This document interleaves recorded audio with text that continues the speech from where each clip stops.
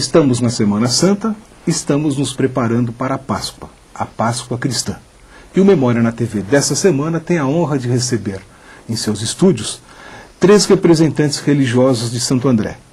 O padre José Ailton, da Diocese de Santo André, representante da Igreja Católica, o pastor Edson Queiroz de Oliveira, da Primeira Igreja Batista de Santo André, representante da Igreja Evangélica, e o tenente-coronel Edson de Jesus Sardano, assessor e expositor da USE, União das Sociedades Espíritas de Santo André, representante do Espiritismo.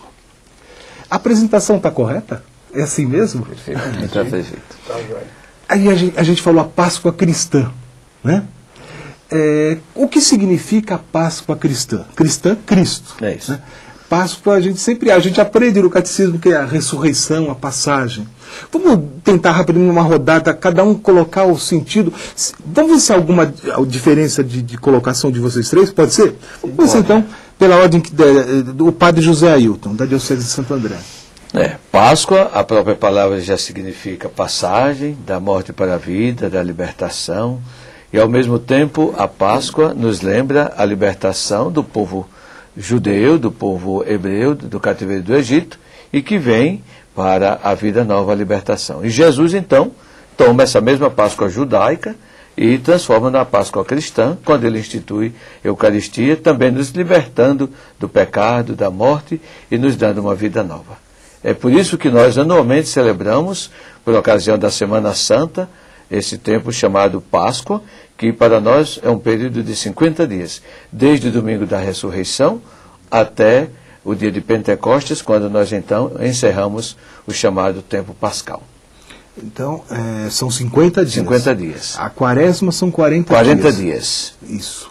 Então, e a Páscoa, 50 dias. Um conjunto de 90 dias entre quaresma e Páscoa.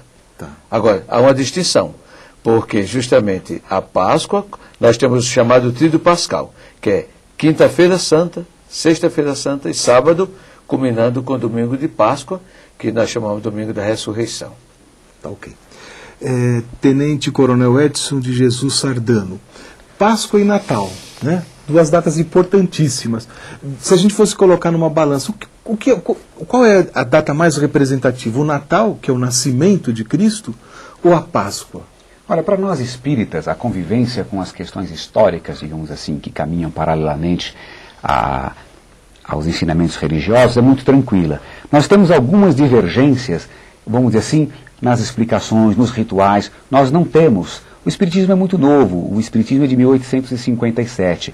Então ele, vamos dizer assim, ele não desconhece a história, mas não assimila, digamos assim, não traz para a religião fatos históricos. Então a questão dos hebreus, da fuga do Egito, tudo isso aí nós assimilamos muito bem como fatos históricos, mas nós vamos acabar divergindo em alguns pontos no que diz respeito, principalmente, aí eu volto um pouquinho antes, mas que acaba, vamos dizer assim, explicando essa questão do Natal e da Páscoa, da Santíssima Trindade, que para nós tem uma interpretação diferente. Nós não cremos em Deus Filho, Deus Pai, Deus Espírito Santo. Jesus, para nós, Jesus, o Cristo, é um Filho de Deus, como nós, numa perspectiva infinita de evolução maior, mas uma criatura de Deus e não uma projeção de Deus, como poderia ser na Santíssima Trindade. Então isso não que diminua a figura de Jesus, muito pelo contrário, isso enaltece a figura de Deus, mas tira um pouco esse pressuposto aí e acaba, vamos dizer assim, dificultando a compreensão dessa coisa da ressurreição, que para nós também tem outra visão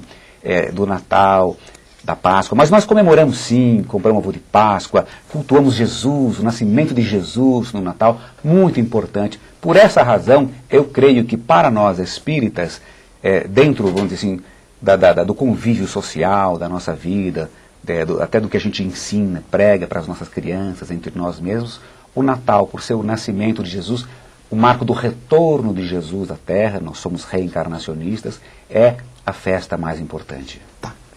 Pastor Edson Queiroz de Oliveira, em cima das colocações dos seus colegas de mesa, para a Igreja Batista. É uma data muito importante, a Páscoa. Sem dúvida. Nós usamos a Bíblia toda como nossa única regra de fé e prática. E a hermenêutica, que é a matéria que ensina sobre a interpretação, ela nos orienta que o Antigo Testamento tem que ser interpretado à luz do Novo. E o Antigo Testamento são muitas vezes figuras daquilo que aconteceria no Novo Testamento. Então a Páscoa para nós nasce quando o povo de Israel estava no cativeiro egípcio e Faraó não queria deixar o povo ir.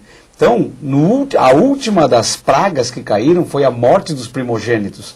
Então Deus tinha dado uma ordem que cada família pegasse um cordeiro. Esse cordeiro tinha que ser macho, primogênito, de 1 ano, sem nenhuma mancha, nenhum defeito.